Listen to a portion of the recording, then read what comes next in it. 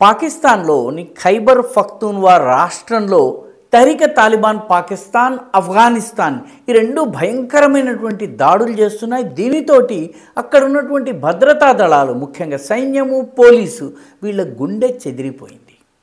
తాజాగా బయటపడుతున్నటువంటి గణాంకాల ప్రకారము గత 6 నెలల్లో 24,000 మంది పోలీసులు, భద్రతా దళాలకు చెందినటువంటి వాళ్ళు, ఫ్రాంటియర్ గార్డ్స్ కావచ్చును, పాకిస్తాన్ ఆర్మీ కావచ్చును, వీళ్ళు సైన్యాన్ని వదిలివేశారు. మేము సైన్యంలో పని చేయలేము, మేము తహ్రీక్ తాలిబాన్ పాకిస్తాన్తో పోరాడలేము, అదేవిధంగా ఆఫ్ఘనిస్తాన్ నుంచి వచ్చేటటువంటి దాడులను కూడా తట్టుకునేటటువంటి శక్తి మాకు లేదు, మేము సైన్యం నుంచి బయటికి వెళ్తామని సైన్యాన్ని వదిలిపెట్టేశారు.